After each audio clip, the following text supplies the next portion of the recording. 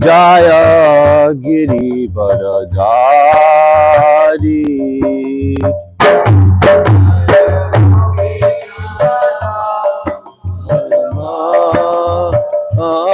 Jaya Girivaradari. Jaya Yashodanandana. Jaya Braja Janaranjana.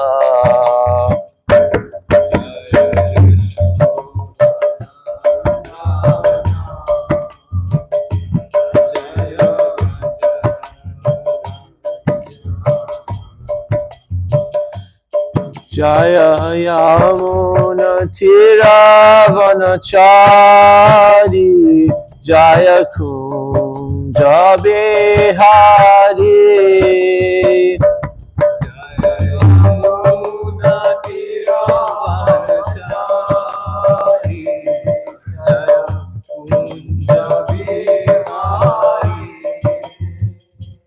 Jaya Yamuna Tiravanachari. Jaya Kunja Bihari. Jaya Yamuna Tiravanachari.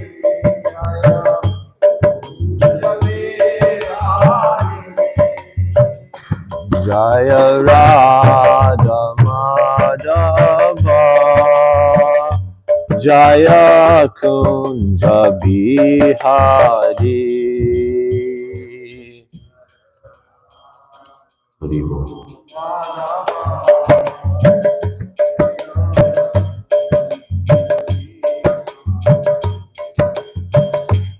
Jaya Radha Madhava. Jaya Kunja Bihari.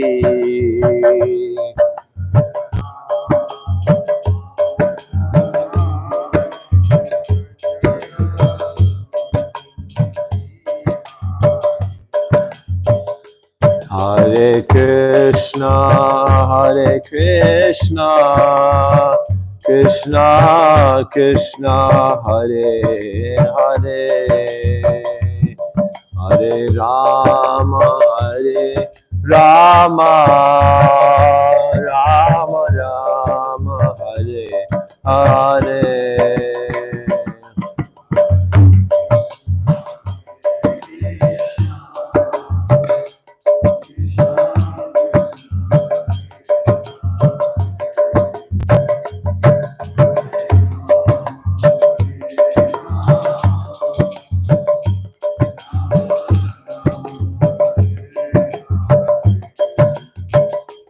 Hare Krishna, Hare Krishna, Krishna Krishna, Hare Hare, Hare Rama, Hare Rama, Rama Rama, Hare Hare.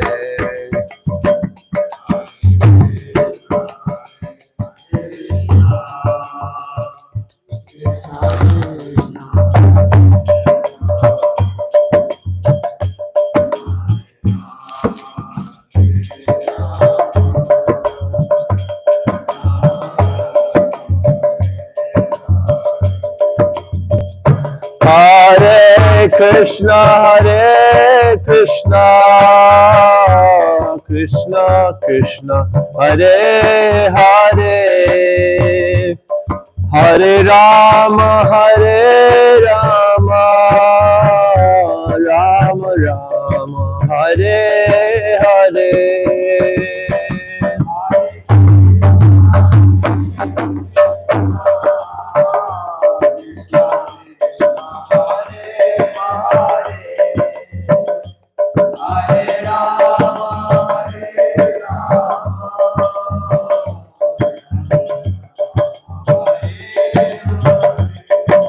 Hare Krishna, Hare Krishna, Krishna Krishna, Hare Hare, Hare Rama, Hare Rama, Rama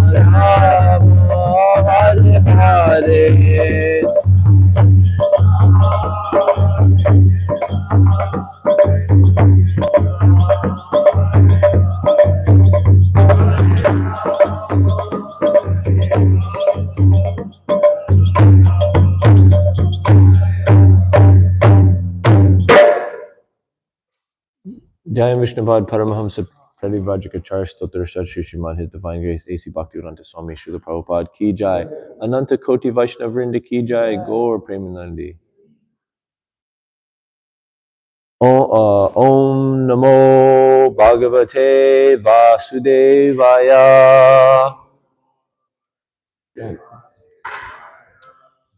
Om Namo Bhagavate Vasudevaya.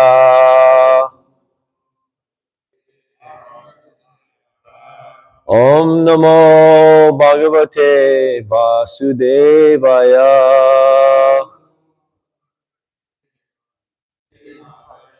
Narayanam Namaskritya Naram Chaiva Narottimam Devim Saraswatim Vyasam Tato Jayam Udhirayet. Before reciting the Śrimad Bhāgavatam, which is the very means of conquest, one should offer respectful obeisances unto the personality of Godhead, Narayan, unto Narayan Rishi, the supremmost human being, unto Mother Saraswati, the goddess of learning, and unto Srila Vyasadeva, the author. And also before reciting the Śrimad Bhāgavatam, we should make sure that everyone is here that should be here.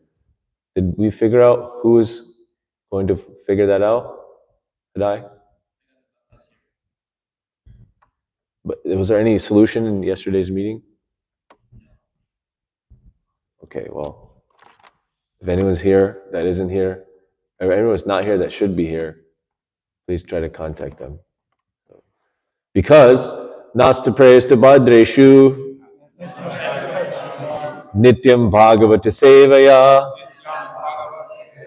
Bhagavati Utamash Loke Bhaktir Bhavati Naishtiki. Because by regular attendance in classes on the Bhagavatam and rendering a service to the pure devotee, which of attending the Bhagavatam class is service to Prabhupada, because he wanted us to do it, so it's both. All that is troublesome to the heart is almost completely destroyed, and loving service unto the personality of Godhead, who is praised with transcendental songs, is established as an irrevocable fact. Okay, we got is it up there? I can't really see. Okay.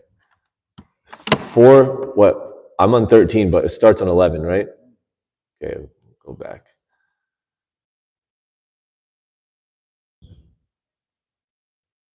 They went to 10 yesterday, and that's my mind said 11 through 13. Okay, reading from the creation of the fourth, Canto 4, the creation of the fourth order, Chapter 7, the sacrifice performed by Daksha. And we're just going to read through the verses until we get to the one with the purport. Yeah.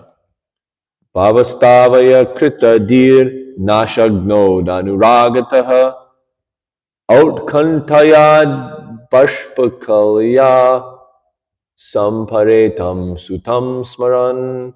King Daksha wanted to offer prayers to Lord Shiva, but as he remembered the ill-fated death of his daughter, Sati, his eyes filled with tears, and in bereavement his voice choked up and he could not say anything.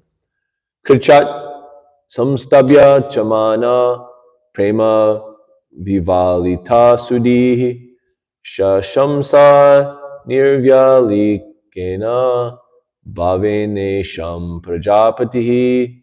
At this time, King Daksha, afflicted by love and affection, was very much awakened to his real senses. With great endeavor, he pacified his mind, checked his feelings, and with pure consciousness began to offer prayers to Lord Shiva. Okay, now we got 13 up there. Okay, Daksha Uvacha Uyanna Nugraha Bhagavata Krishna. Okay, well, can someone help me before? What is the actual meter of this? Okay, Bhuyan Anugraha Aho Bhavata Krito Me. Should I do the whole shloka Ramana Prabhu or each pada?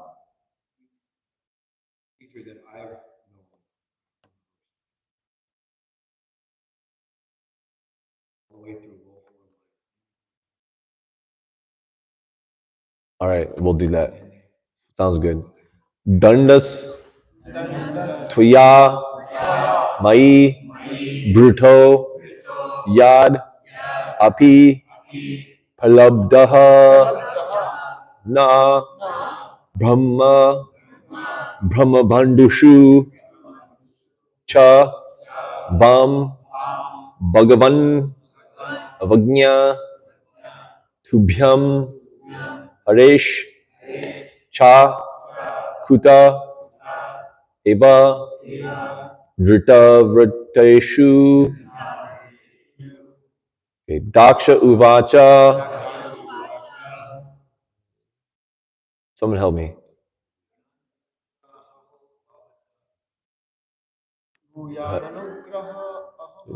Okay. Bhuyan Anugraha Ho Bhavata Kato Me. Bhuyan Anugraha Ho Bhavata Kato Me. Okay, good. Dandas Tvaya Mai Brito Yadapi Pralabdaha. Na Brahma Bandhu Shuchavam Bhagavan Avagya. Tubhyam Harescha Kuta Eva Drita Vriteshu. I'm so unsatisfied by that meter. Can someone do it right?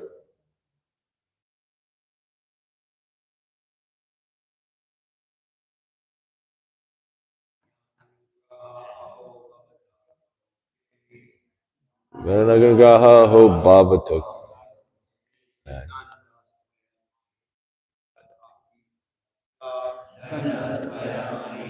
That's satisfied.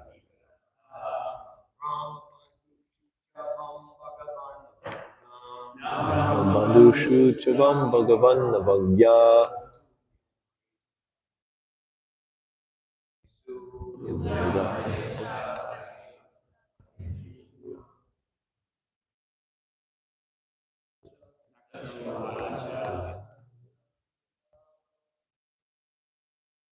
Bhuyan Anugraha Ho Bhavata Krito Me. Dandas Tvayamai Brito Yadapi Pralabdaha. Na Brahma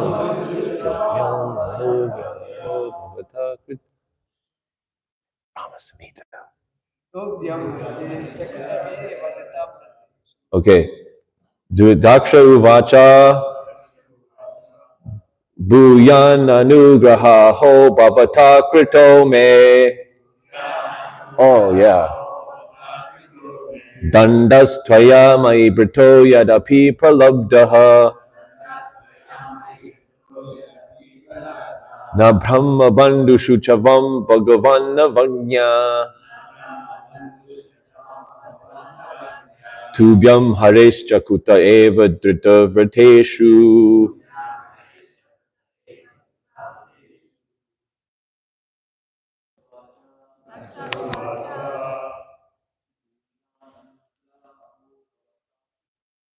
Bhuyan Anugraha Ho Bhavata Krito Me.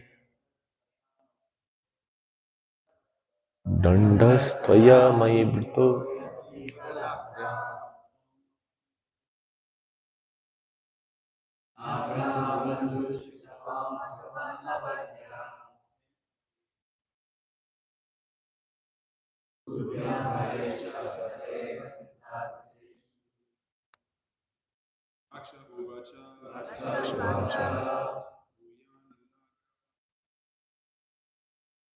Bhuyan Anugraha Ho.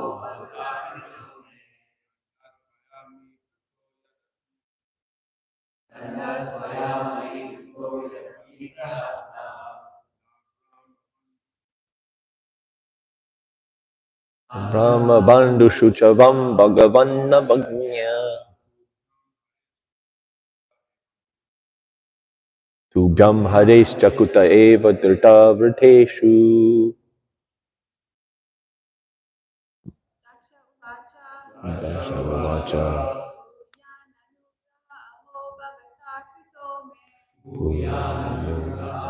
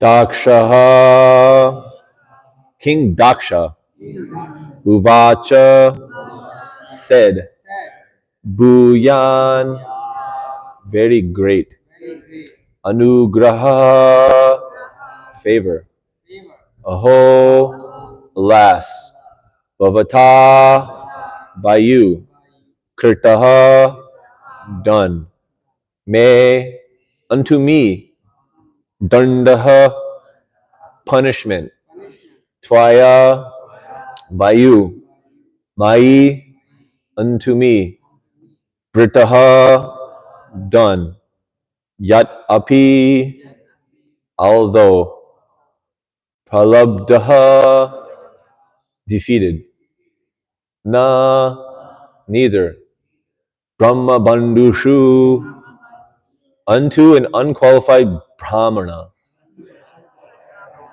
Cha, also, Vam, both of you, Bhagavan, my Lord, Avagnya, negligence, Tubhyam, of you, Hare Cha, of Lord Vishnu, Kuta, where, Eva, certainly, Dritavrateshu,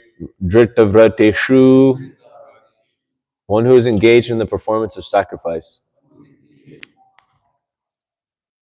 King Daksha said, My dear Lord Shiva, I committed a great offense against you, but you are so kind that instead of withdrawing your mercy, you have done me a great favor by punishing me. You and Lord Vishnu never neglect even useless, unqualified brahmanas. Why then should you neglect me, who am engaged in performing sacrifices? Although Daksha felt defeated, he knew his punishment was simply the great mercy of Lord Shiva. He remembered that Lord Shiva and Lord Vishnu are never neglectful of the brahmanas, even though the brahmanas are sometimes unqualified. According to Vedic civilization, a descendant of a Brahmana family should never be heavily punished. This was exemplified in Arjuna's treatment of Ashvatthama. Ashvatthama was the son of a great Brahmin, Dronacharya, and in spite of his having committed the great offense of killing all the sleeping sons of the Pandavas, for which he was condemned even by Lord Krishna, Arjuna excused him by not killing him because he happened to be the son of a Brahmana. The word Brahmabandhishu used here is significant. Brahmabandhu means a person who is born a Brahmin father, but whose activities are not up to the standard of the Brahmanas. Such a person is not a Brahmana, but a Brahmabandhu. Daksha proved himself to be a Brahmabandhu. He was born of a great Brahmana father, Lord Brahma, but his treatment of Lord Shiva was not exactly Brahminical. Therefore, he admitted that he was not a perfect Brahmana. Lord Shiva and Lord Vishnu, however, are affectionate even into an imperfect Brahmana. Lord Shiva punished Daksha not as one does his enemy, rather he punished Daksha just to bring him to his senses so he would know that what he had done was wrong. Daksha could understand that, and he acknowledged the great mercy of Lord Krishna and Lord Shiva towards the fallen Brahmanas, including even himself. Although he was fallen, his vow was to execute the sacrifice as is the duty of the Brahmanas. Thus, he began his prayers to Lord Shiva. Om Jnana-timirandasya Gananjana Shalakaya Chakshur Unmilitam Yena Tasmai Shri Gurave Namaha Shri Chaitanya Manobishtam shtapitam yena bhutale swayam rupa kadamayam dantikam vandeham Shri Guru Shiyuta Padakamalam Shri Gurun Vaishnavamscha Shri Rupam Sagrajatam Sagana Raghunatham Vitam Tam Sajivam Sadvaitam Savadutam Parijana Sahitam Krishna Chaitanya Devam Shri Radha Krishna Padan Sagana Lalita Shri Vishakan Vitamscha He Krishna Karuna Sindhu Dina Bandhu Jagat Pate Gopisha Gopikanta Radhakanta Namostute Tapta Kanchana Gaurangi Radhe Vrindavaneshwari Vrishabhano Sute Devi Pranamami Hari Priye Vanchakalpa Tarubhyascha Kripa Sindhu Bhyevacha Patita Nam Pavanebhyo Vaishnavebhyo Namo Namah Shri Krishna Chaitanya Prabhu Nityananda Shri Advaita Gadadhar Shivasari Gaur Bhaktavrinda Hare Krishna Krishna Krishna Hare Hare Hare Rama Rama Rama Hare Hare Mukam Karoti Vachalam Pangum Langayate Girim Yat Kripatamaham Bande Shri Gurum Dinataranam Paramananda Madhavam Shri Chaitanya Ishwaram Hari Om Tat Sat Daksha Uvacha Bhuyan Anugrahaho Bhavata Krito Me Dandastvaya Mai Brito Yadapi Pralabdaha Na Brahma Bandhu Shubchavam Bhagavan Navagya Tubhyam Harish Chakuta Eva Druta Vriteshu. My dear Lord Shiva, I committed a great offense, but you are so kind that instead of withdrawing your mercy, you've done a great favor by punishing me. You and Lord Vishnu never neglect even useless, unqualified brahmanas. Why then should you neglect me, whom engaged in performing sacrifices?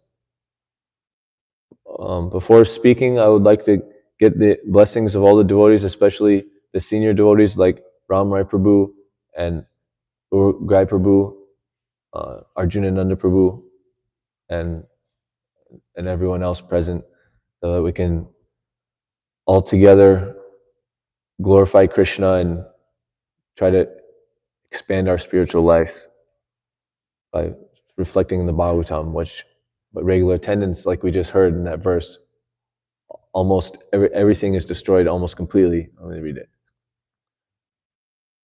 All that is troublesome to the heart is almost completely destroyed by regular attendance to classes on the Bhāgavatam and rendering service to the pure devotee. So let's hear about some way that troublesome things to the heart are destroyed. For something to be destroyed, there has to be something to destroy it. And the process of anartha nivritti, anartha means we have things we want, artha, which we have our paramartha, parama purushartha, which is prema. And then there's everything else. And so that's our artha. So anartha means something that we don't want. Anartha nivritti means getting rid of things we don't want. And to get rid of something, you need to like we were in our room or constructing something. So we need to get rid of like a wall or something like that. They had to break it down and then build it back up. Or if you're cleaning a room, you have to put all the dirt in one place and then get rid of it. And so in this verse, there's two nice words I wanted to talk about. Mostly danda, or chastisement, and brahma bandhushu, unqualified brahmanas. I guess just briefly we can go into the unqualified brahmanas. Prabhupada tells us about how Arjuna saved Ashwatthama, where Ashwatthama he figured that Duryodhana would be happy if he went and killed all the young children of the Pandavas.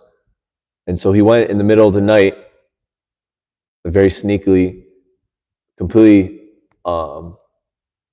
not the activity of even a Shudra, what to speak of a Kshatriya proper, or a Brahmana, which Ashwatthama was supposed to be a Brahmana. And he killed them all in their sleep, And then when Arjuna found out, he immediately captured him and brought him back to the camp. And Lord Krishna was saying, okay, because of this activity, he certainly must be killed. But Draupadi was saying, because he's the son of a Brahmana, he shouldn't be killed.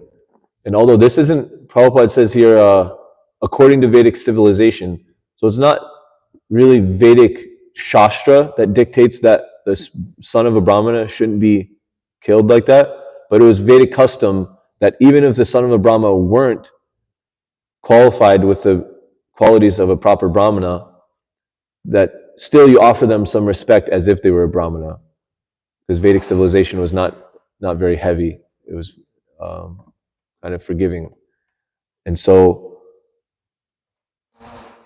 just like if someone's born as a Brahmana, even today, the people might still give them some respect, like just naturally. And from that respect, sometimes those Brahma bandhus take it the wrong way, and they take undue advantage and try to create like caste Brahmanism, where then they have too much influence, where they don't really have Brahminical qualities, but then they want all the respect and honor and things that are given to a Brahmana. Whereas Krishna also disagrees. Krishna doesn't say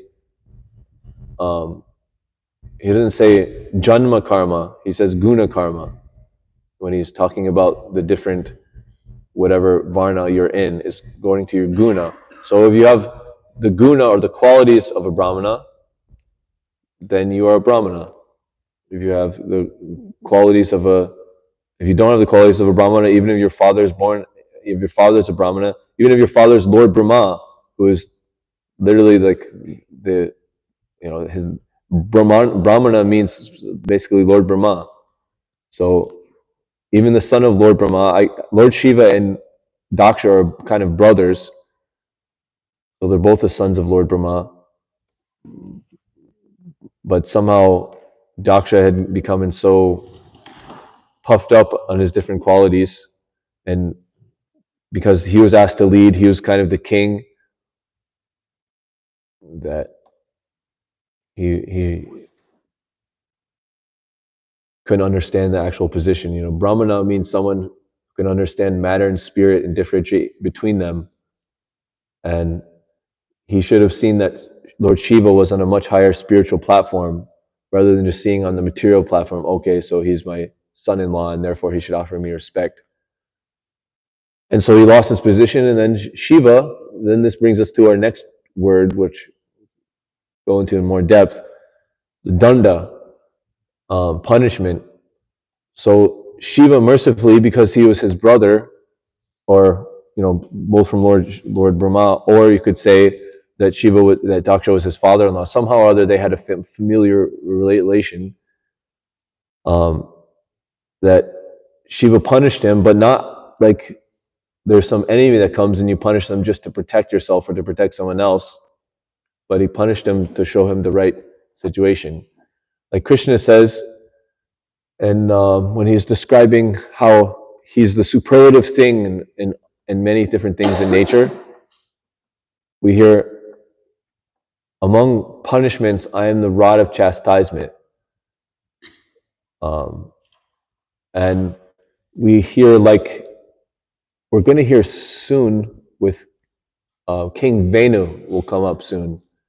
And it's always said in Vedic in times when the king when the king severely chastises the criminals, then they go into hiding. When the government is very loose on the criminals, then they can run rampant.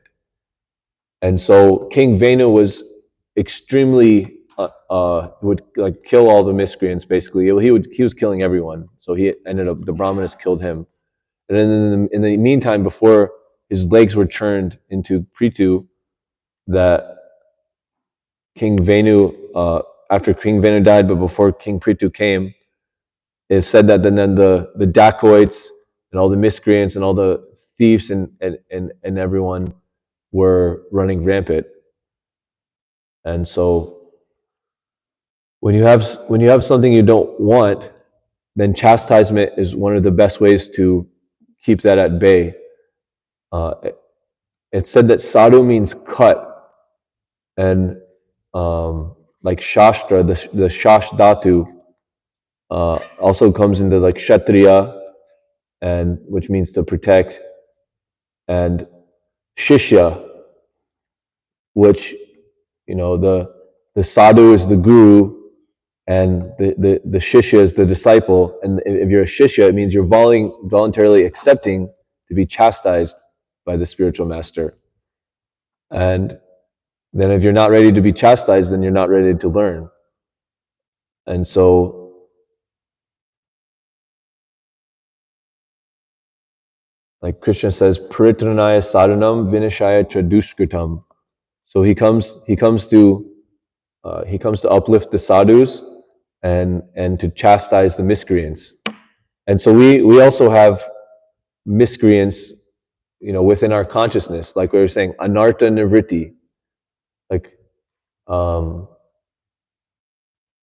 we may not be able to perform our duties perfectly, like Daksha was admitting to Lord Shiva. He was not a perfect brahmana, and so he was happy that Lord Shiva brought him to our senses. And then so in so many ways, we were performing activities and having a consciousness that's not up to the standard. So then therefore we need the association of sadhus who are able to perceive that, and then who have enough mercy on us to chastise us and cut out that anartha, whatever it is. Like they were saying, Krishna is saying in the 17th chapter, he's talking about the modes of nature a little bit and talking about austerities of different things you can do. So austerity of this mind, body, and speech. Austerity of the speech consists in speaking words that are truthful, pleasing, beneficial, not agitating to others, and also regularly reciting Vedic literature. But then, like Mataji was saying yesterday in her class, the most important thing is it's beneficial. Right? Urmila Devi was saying this, that when you're speaking, the most important thing is it should be beneficial, and the least important thing is that it's pleasing. If you can make it pleasing, then very good. And it's a common trope that sadhus are sometimes very heavy. Hard as a thunderbolt, soft as a rose, one way or the other. Sometimes they can be very nectarian, and sometimes they can be very hard. And there's many different examples of that. But Prabhupada says in the purport that we shouldn't necessarily speak just to agitate the minds of others. But if a teacher is speaking to a student, then they're supposed to speak the truth for the instruction of the students. The teacher doesn't speak the truth to the students, then how can it benefit? How the students get benefit? But if he speaks to someone that is not like agreed to be a student, agreed to be a shishya, agreed to voluntarily accept chastisement, then it'll just agitate their mind. So a little bit of penance of speech, austerity of speech, means discerning between the two. And in this day and age, it's not like someone's just going to walk up and be like, okay, now shishya te hum sarimam tvam prapanam. They're just walking up and saying, I'm your shishya. But we're in preaching Krishna consciousness, where it's always this thing of like, is this person my senior and I should be a shishya toward them? Are they my equal and we're both kind of helping each other? Or are they below me and I'm supposed to help them? But do they accept what I will say? Do I accept what my superior will say? And this way, in the beginning in Krishna consciousness, it's usually pretty easy because you're brand new. Everyone is more senior than you, and everyone can give you instruction. But then, as you get older, as you get more, then there's less and less opportunity. So it's always good to, Krishna can come in so many different forms, like Pandava and Tulsi were talking about the different, how to be your own guru, right? Was that for the last MYF? Yeah, but how? But yeah, because Krishna can teach us from within, and the what was that section of the Brahman called? The Avanti Brahmana was learning. That was the name. The Avadut Brahmana. I learned from water. I learned from a stone. I learned from birds. I learned from this and that. Like we can learn from a chicken, because a chicken can. I don't know if that was from the Avadut Brahmana. I'm just saying this is a funny thing you can learn.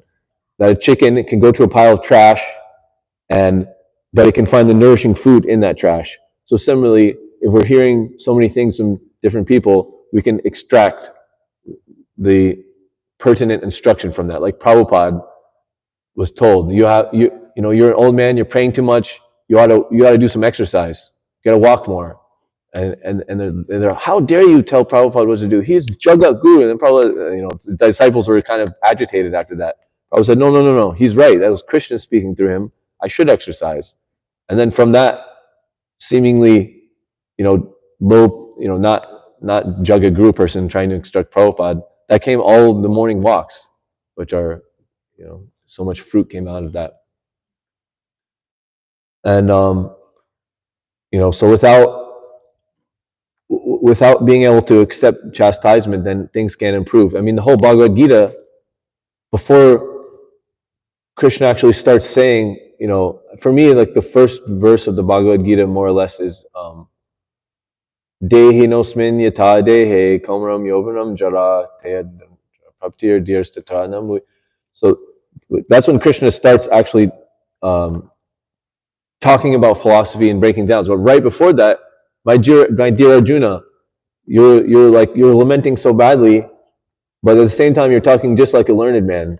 So like she's chastising him pretty heavily, but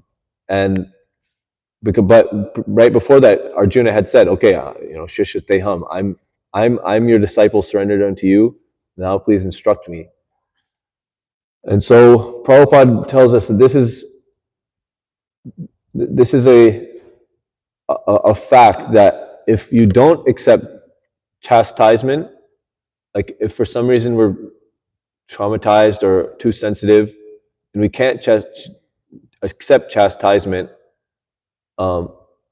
then how can you be purified?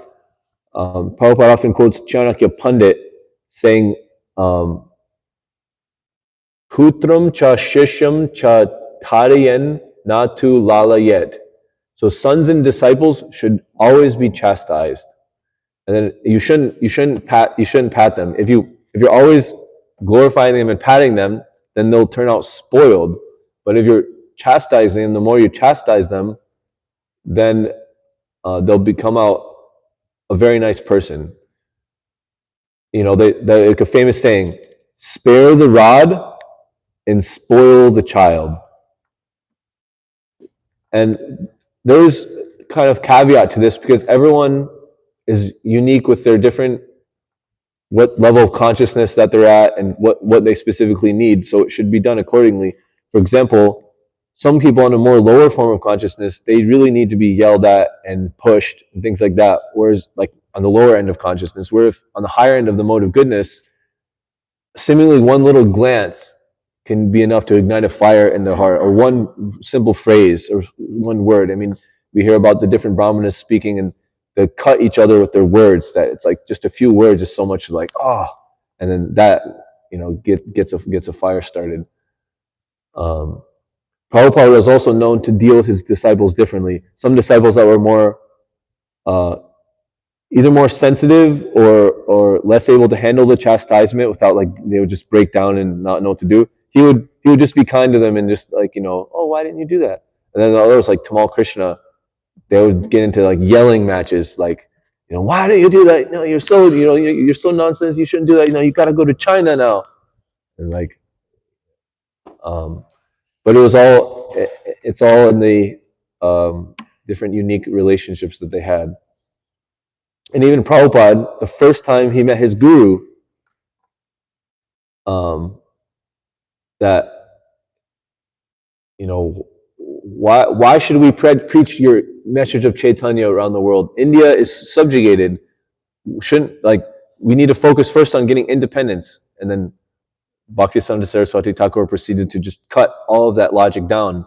Whereas Prabhupada, he's used to being the leader of his group, never really losing arguments. That's also why kind of his friends brought him to see Bhaktisiddhanta Saraswati Thakur, because they're like, this sadhu seems really impressive, but we want to get the verification of Abai. If we have his verification, then we really know this is like top-notch person. And Abai, of course, was, he felt himself defeated, but he liked it. He suddenly realized that he'd never before been defeated, but this defeat was not a loss. It was an immense gain. So, of course, when we're properly chastised, it's actually good, because we don't want the dirty things in our heart to stay there. We don't want the bad habits and the bad different things to be there. We want to get better, and sometimes it's hard. So when the force comes to actually extricate that and give us the proper direction, and we follow that and we get something, it's actually very good. It's something to make us very happy. Like Prabhupada was also talking about, one time he was listening to his Guru Maharaj speak, and there was some older disciple that was like asking what was being said. So Prabhupada started to try, like someone of you guys, someone just walks in, like, oh, what is he saying? And like someone like turns aside, and as soon as Bhaktisiddhanta Saraswati Thakur saw them, so then he chastised Prabhupada and the other disciple like anything. And the other disciples giving like money every month or something. So you're giving 60 rupees a month? You think you can purchase me? Is that right? You can just do anything and everything? And then you look at Prabhupada. Do you think I'm speaking for others? You've learned everything. You want to come up here and speak? You're diverting their attention. You think you should come here and speak? And so Prabhupada said he was very, very angry. But then that he really liked that completely made him understand the potency of being able to hear attentively. You've never heard this?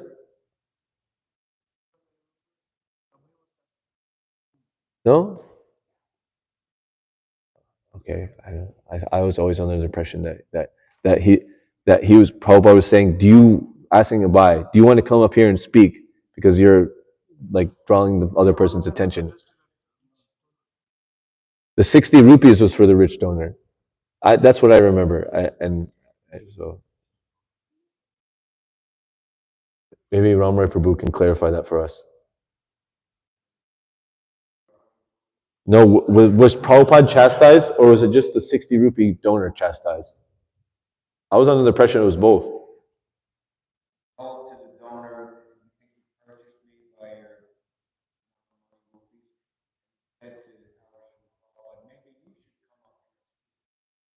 Yeah, that's what I remember too. Which that's like, it's like pretty heavy.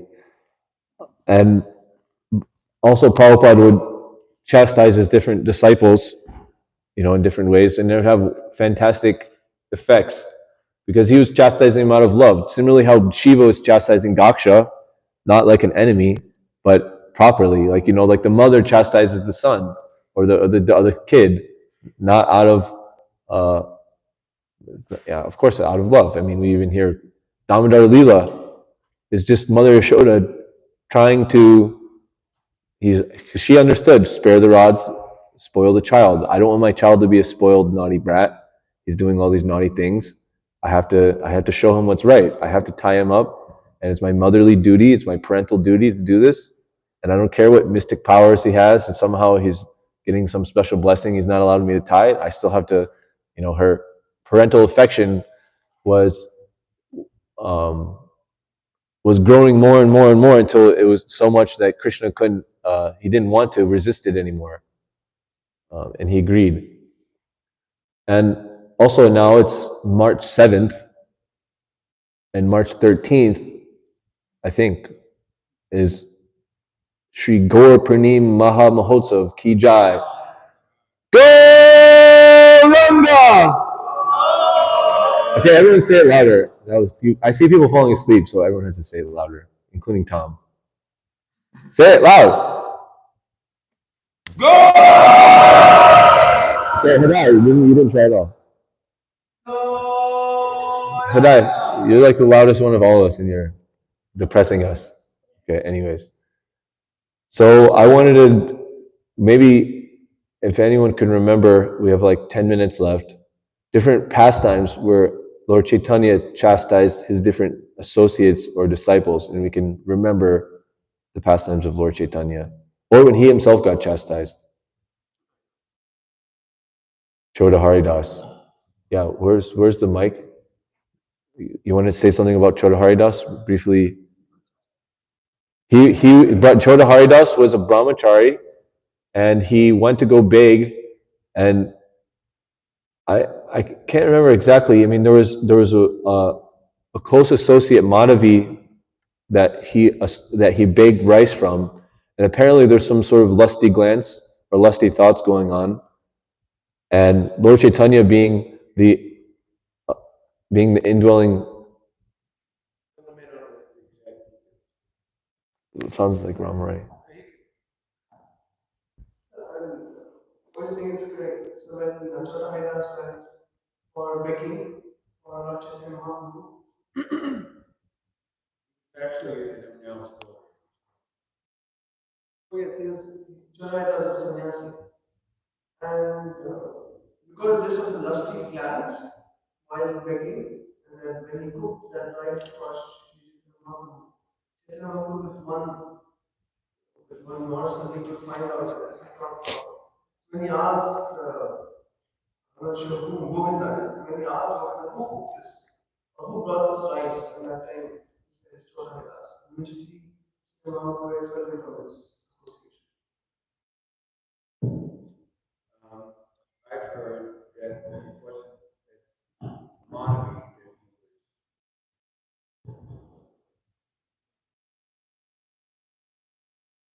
There was a young woman present. You ever hear that? It wasn't just an old woman. A young girl inside the pool. Okay, Chota Haridas, famous.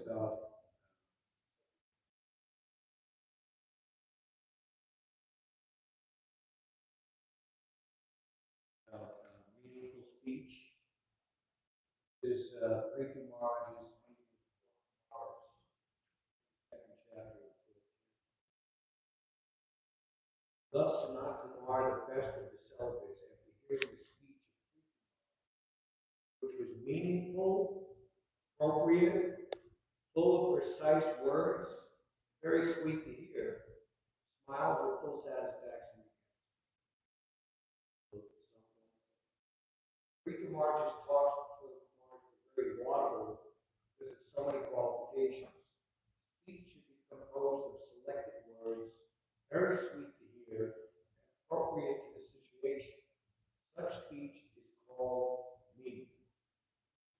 All these good qualifications are present because he is a perfect devotee.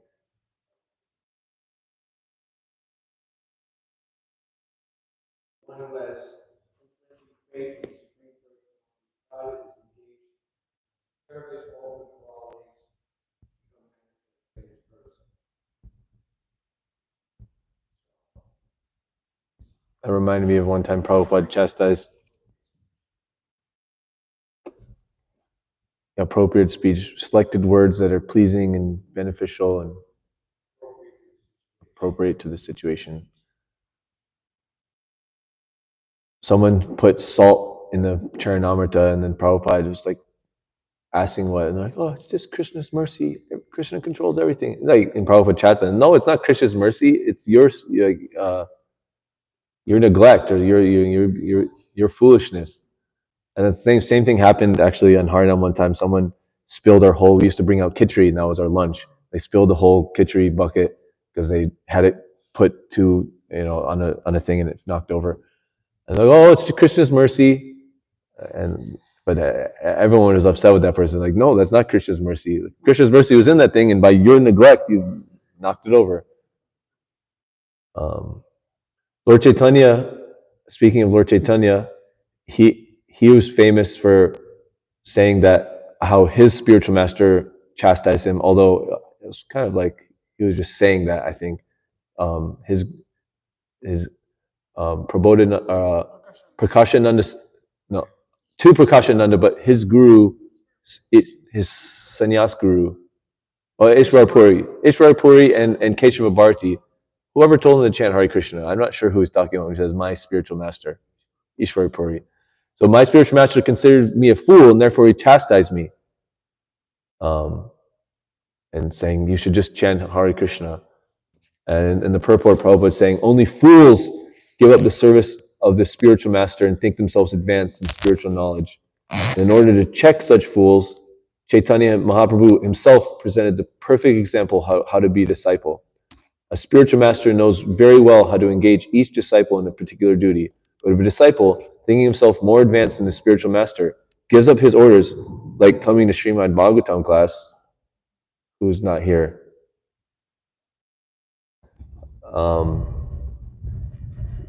they give up his orders and act independently, and thereby doing check their own spiritual progress. Every disciple, now who here wants to be a disciple? You don't want to be a disciple? Who wants to be a disciple? Yeah, okay. So here's what Prabhupada says in CC. Every disciple must consider himself completely unaware of the science of Krishna. He must be always ready to carry out the orders of the spiritual master to become competent in Krishna consciousness. Everyone catch that? So we must think, like in other words, Lord Chaitanya, we must think ourselves a fool. A disciple should always remain a fool before his spiritual master. Therefore, sometimes pseudo-spiritualists accept the spiritual master who is not even fit to become a disciple because they want to keep him under their control. That part's not so. Like one bogus disciple of Prabhupada came to him, and after studying so much Sanskrit and getting revealed knowledge from the different bogus Babajis in Radhakund, prayed to Prabhupada, Prabhupada, please give me your blessing that I might find a spiritual master. Prabhupada, I give you the blessing to go to hell. Because if we all of a sudden think ourselves better than everyone else, I was saying in the beginning of class, when we're getting older in Krishna consciousness, there's less people that are in a position to chastise us, then we may think, oh, we actually know everything. And if we do know everything, then okay, good. But if we do know everything, then one sign of knowing everything is we will act in a very humble way and we'll think that we don't know everything. But besides that, if we think that we know everything, then we're just going to cultivate our bad qualities, and it's only a matter of time before we bloop like that same disciple. Then who knows where the heck he is now? Nobody, because he completely lost his spiritual life.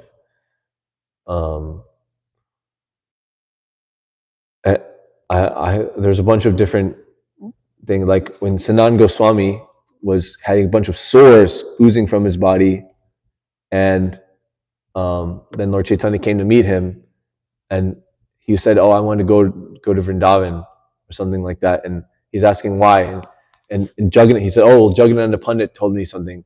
He's like, "What? Jagannatha Pandit? He can't tell you anything." And he started to chastise Jagannatha Pandit. How dare you tell Sanatan Goswami anything? And then Sanatan Goswami went to the Lord, like, "Why do you love Jagannatha Pandit more than me? Like, you're not chastising me at all. You're chastising him." And so, like, the devotees, the disciples actually want chastisement. Like Advaitacharya actually wanted to be chastised by the Lord. He was upset that the Lord was always taking the dust from his feet, and he was only satisfied when he actually faked to be a Mayavadi guru for some time until the Lord just beat him up. And then he said, "Okay, now you're showing your proper position. Now I'm satisfied that you're actually my master, and it's not the other way around." Like one time, my Guru Maharaj told Prabhupada, I'm the most fallen." Prabhupada said, "You're not the most anything." And another famous chastisement, I think Mataji was talking about yesterday, the chastisement of Devananda Pandit, who he would go to different Mayavadi circles and say, "Yes, I like this Mayavadi philosophy." Then he'd go to like the Bhakti. Oh, Mukunda Datta. Who's Devananda? He's the one who Oh, Srivas Thakur was crying in the Bhagavatam class, and he said, "Oh, this is too much of a disturbance. Go." Which, of course, that's like like Gaur Govinda Maharaj says, Prabhupada gave us the school of crying.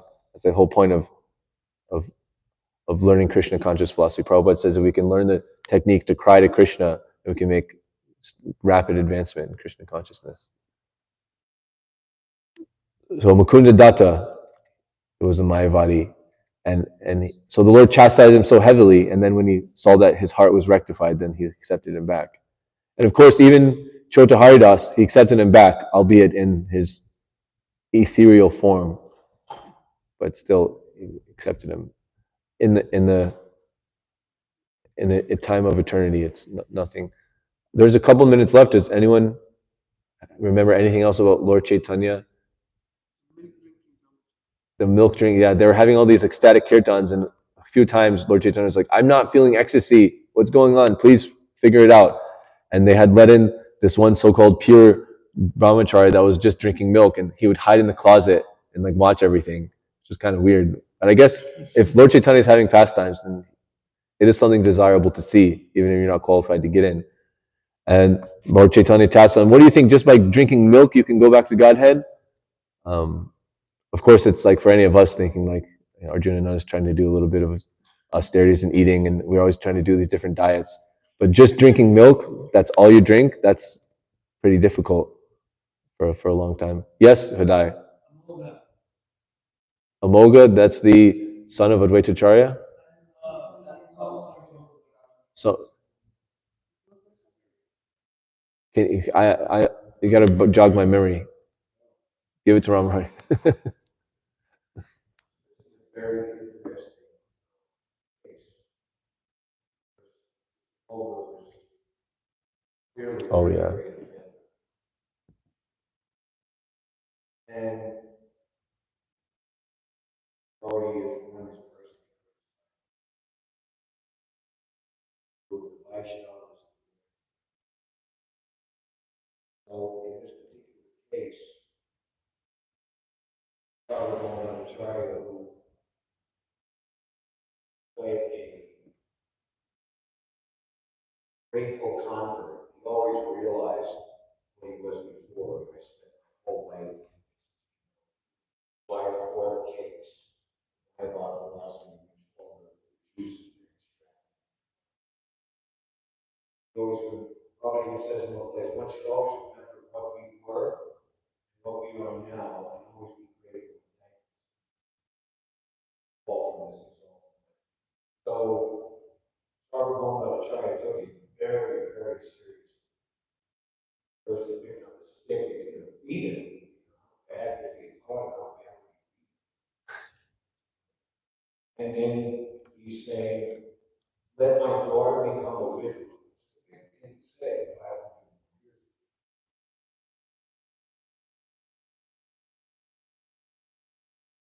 last king. And when Chaitanya realized that if Boba was to die, then it would affect Sarvabhauma Acharya, the daughter. So because of Baboga's family connection, not only did he forgive him, but he actually made him purified eyes, which is so pure, so contaminated. Boga is like, and even Sarvabhauma Acharya was very reluctant to accept the newly purified. The Lord Chaitanya personally implored him, very strongly, practically begging him. I think the moral of that story at the end, they say just because his connection with Sarvabhauma Bhattacharya, similarly just how Daksha's connection was with Lord Brahma, or you could say Ashwatthama's connection was with Dronacharya. Gopal Ban? Gopal Chapel. And did he go to Lord Chaitanya first? I will have you big by these monsters. Only if you get forgiveness from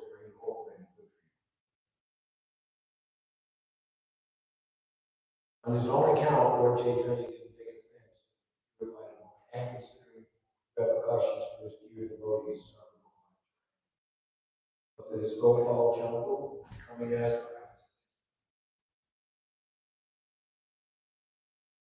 Lord Chaitanya is the ideal teacher.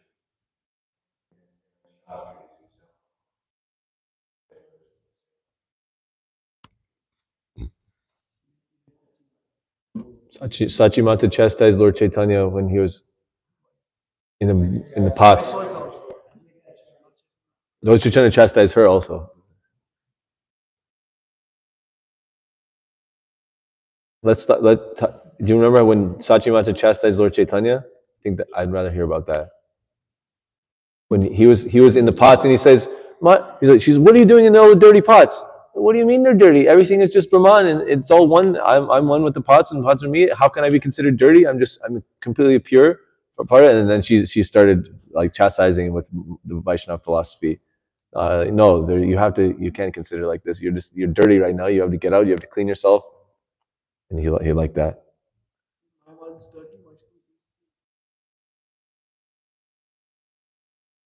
Gopal Pran.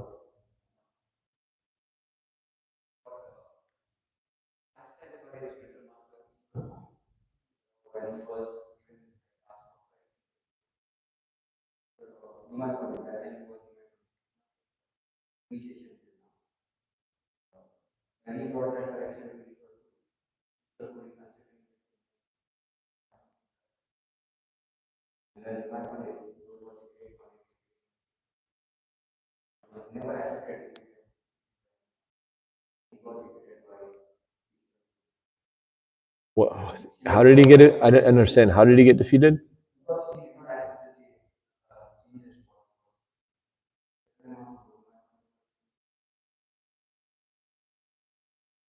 Oh yeah, he was Ishwar. Oh yeah, Ishwar Puri was saying, "Please help me edit my book. You're such a great scholar." And he's like, "I couldn't. You're my guru. How could I edit it?" Okay, anyways, I'll try. And then, oh, this verb is wrong. And then his guru was like, "No, actually, according to this and this, it's right." And then he's like, "Yes, okay." So